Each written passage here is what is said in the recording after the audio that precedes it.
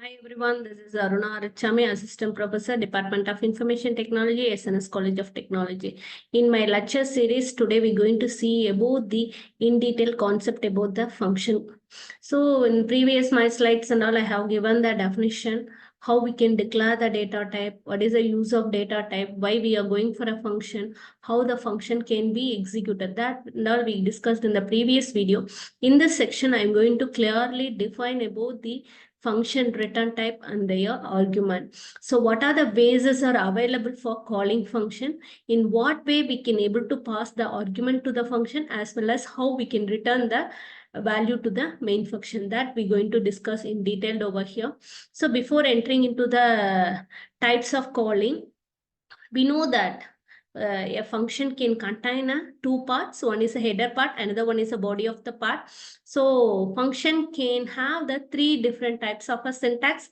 One is a function declaration, definition, and call. So simply a function can contain declaration part, definition part, and the calling part. So the next topic is the conditions for the return type and the arguments are the parameter. So a function can be called either with or without the argument, and can have a return value or they cannot have a return value. So they may or may return a value to the calling function. These and all the thing, it depends only on the user and the customer need. Based on the programmer only have to choose whether we have to use with without argument or with without return value. So normally in our C language, it can be classified into four types.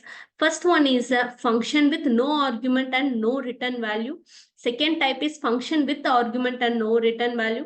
Third type is function with no argument and with a return value. A function with argument and with return value. So these are the things today we're going to discuss, how we can write the program by using a C language, also going to discuss in this particular series of lecture. So first we're going to see about the function with no argument and no return value. This meaning is we need not to pass any argument to the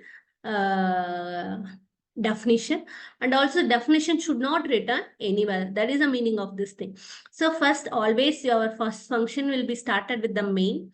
So int main. So here I have to define as a main function. I have a function called that is a greet.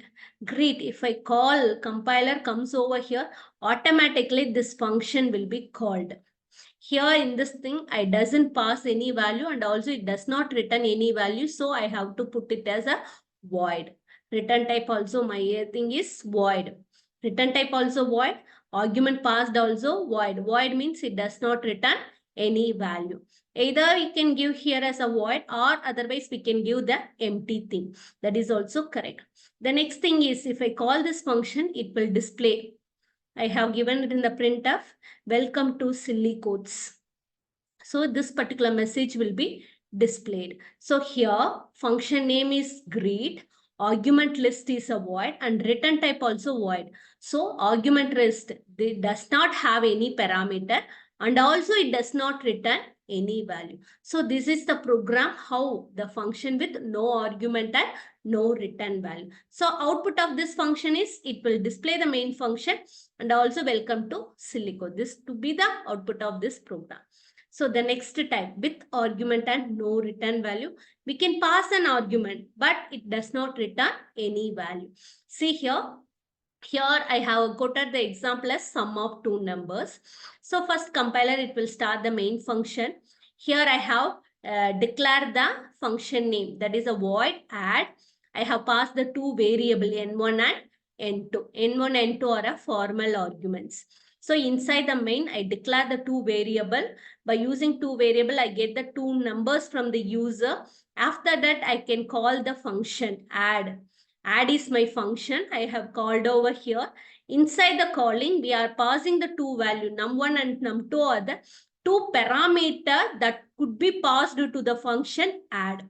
So here the value, what I'm going to get it over here, that value passed over here. So by using a function call, automatically compiler, it will move to the function definition. So in the function definition, it will convert the actual argument into a formal argument. Num1 value will be stored in N1, num2 value will be stored in N2. After that, it will print the sum of percentage F, that is a number 1 and number 2 is. Adding those two numbers, that will be displayed over here. Everything will be in. So I have to given the control string as percentage D. So after completing this thing, it does not return any value because as it is, it will be displayed over here.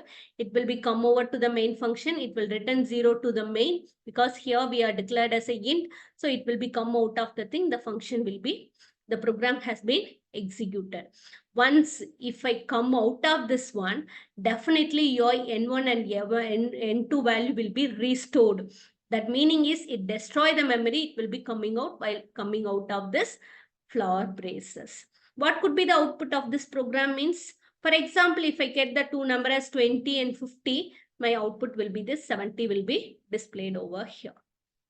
This is the function with argument and no return value. Second thing is function with no argument and with return value. It doesn't pass any argument, but it will return some value to the main function. That concept can be called it as a function with no argument and with the return value. Here I have to use the product. Product means multiplication of the number.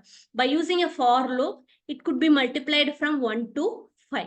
Why I'm not using a 0 means if anything is multiplied by 0, the answer will be 0 only. We can't able to see the reflection. So I have started my for loop by 1. So here compiler will start the main function. Inside the thing, I have used one variable result. In the result, I'm going to store the product of the number between 1 to 5. So here it is a function called, that is a prod function. So while compiler enter into this line, it automatically call the function definition. Inside the definition, it will be locally declare the variable I, and also my product value can be set to 1. Here I'm using a for loop from 1 to 5. So if from while entering into the 1, it will condition will be fail until it will reach this particular thing. So each and every time your product is multiplied with the I, that value will be stored in product. Again, I value is incremental. It will check the condition. Condition is true. It will be entered into the thing. Product equal to product into I.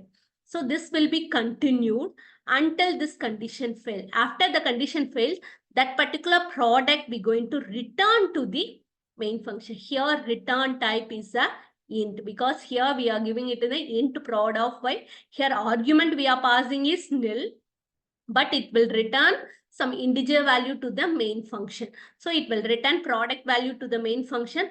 This product will be stored in the result value. Finally, that particular result we're going to display it over here.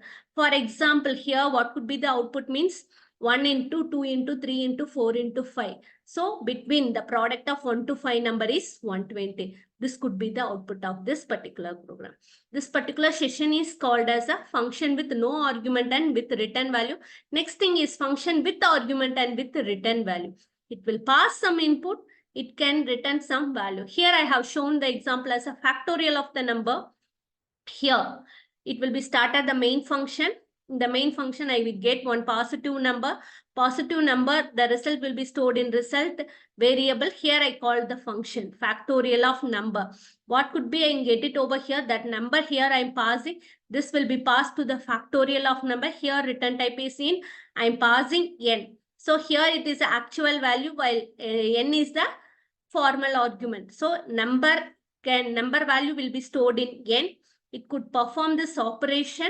After it will return the fact value will be stored in the result. Finally, that particular result is stored over here. So we know the concept of factorial, is it right? Factorial is nothing but what could be the number will be that series will be multiplied, is it right? If it is 1 factorial, 1. 2 factorial means 1 into 2. 3 factorial, 1 into 2 into 3. 5 factorial means 1 into 2 into 3 into 4 into 5. Similar way it will be executed. So if it is 0 means always fact will be 1, else it will be nth in the mode, and also fact equal to fact into I, it could be performed. So what could be the output? It will be 5 means it could be 120. So see here we are passing an argument and also we have written some fact to the main function. So only this particular type of function we can call it as a function with argument and with a written value. So I think in this particular summary, I'm going to teach you about the 4 different type of a calling function. So in my next session, we're going to study about the what type of a 2 different types of a function. What do you mean by call by value? Call by reference. That we're going to study it in the next upcoming video. Thank you for watching my video.